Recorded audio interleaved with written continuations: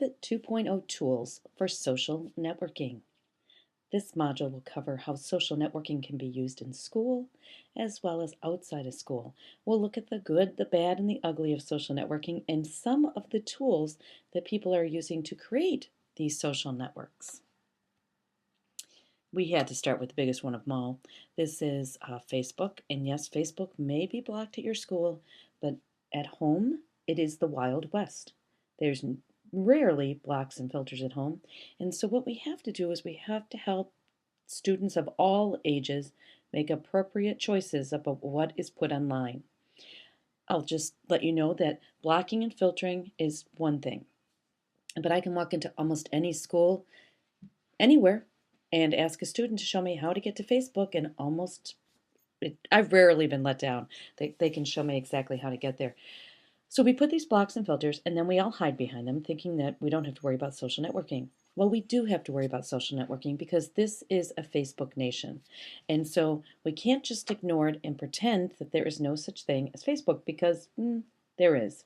And so Facebook has already hit the 500 million mark, and the largest group of people on Facebook, the fastest growing group on Facebook right now, are people 55 and older, trying to keep up with their kids and their grandkids. They finally gave in and realized that kids don't send emails for old people. So Facebook, I'm not telling you to run out and friend your students. I absolutely do not think that's an appropriate thing to do.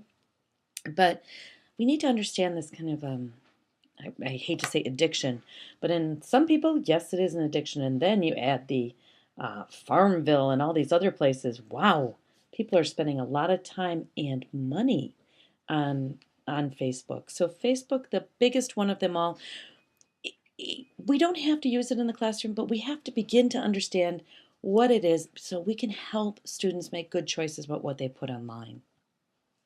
Now, this one is one I would recommend for a school. Edmodo. Edmodo was created by a couple of tech people, and they wanted to make kind of a safe, gated community that would combine kind of the features of Facebook and Twitter, but make it so a teacher could lock it down so they can have just their students in there. Now they've expanded Edmodo, and I had a chance to look around in it.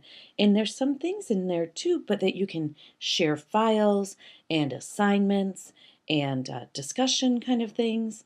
But what I like about Edmodo is it's free. Of course, we're in education, we love that. It's free, it's quite stable, and the teacher controls the environment.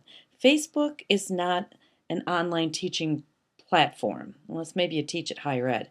But Edmodo would be one that you could use in your classroom, and you could chat, you could do your exit slips after an activity, and all do it within this community. So I really like Edmodo. Now Ning went through a transformation in the summer of 2010, and it moved from completely free service to a fee-based model. But good news for education is some sponsors stepped up and are still offering Ning's free to education communities. So you still can get one. You just have to make sure when you register in the Ning process that you make sure you tell them you're a K-12 educator, and you have to make sure I believe you have to use your school-related email so they can track and see that you're with a school or a professional organization. But it's such a nice platform. This is the one that started it all for me. I'm not good at Facebook. I'm great at Twitter, but I'm not good at Facebook. And I could not understand this phenomenon. You know, when you hear about people spending hours and hours on the website, and it's, in the top 5 most popular websites, I just couldn't grasp it until I came to Classroom 2.0. And this is about, this is years ago. But I was really kind of in the founding groups of the people in Classroom 2.0, and that's still available today. Just go to Google and put in Classroom 2.0 Ning, and you'll get right here, and you can become a member also. But what's nice about this is the Ning people gave us the platform. They gave us make it easy to have our members and our groups and our forums, because the owner of the group can just go ahead and set whatever features they want. And then they can change the background, and you can do all that kind of template stuff. But you then can create this community of learners. And so what I like about Classroom 2.0, if you kept drilling down, there's special groups. If you just want to talk about interactive whiteboards, there's groups. You just want to be with the speech and language paths, you can have a group in here. So this Classroom 2.0 helped me to understand how important social networking is to break down the barriers, the walls that we have geographically. And Classroom 2.0 has educators from all over the world and all engaged in having conversations about teaching and learning. So this one is I strongly suggest you check it out.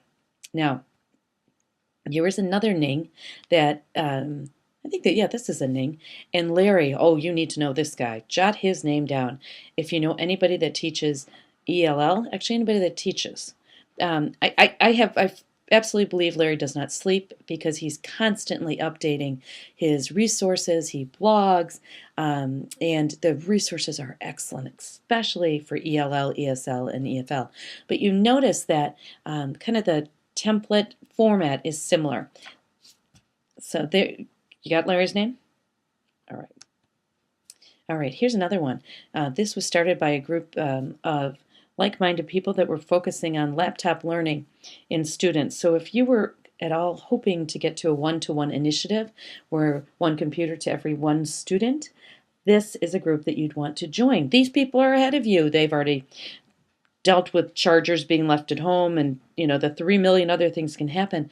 And join the community so you can all learn from each other. That's the power of social networking. The power of social networking is not, I'm taking the dog for a nap and let's do, change up the dog, for a walk, putting the baby down for a nap. That's not the social networking that's really going to change education.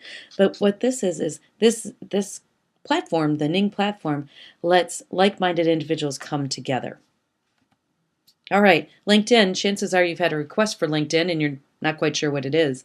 LinkedIn is professional networking, not specific to education. So it's really more business professional networking. But what you do is you create your profile and then you put in, let's say you went to this university or you did, your first job was here and now you're here.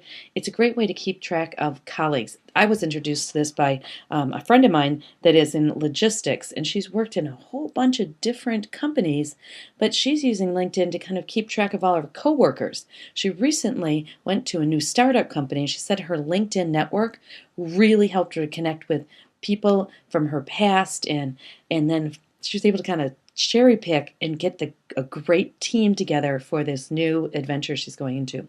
So LinkedIn is really about building relationships. If I had a son or daughter that was looking for a job, I would become a master at LinkedIn. Now, LinkedIn, I'm showing you a picture. LinkedIn has apps for your smartphone, as well as you can be online and you can update your profile from wherever.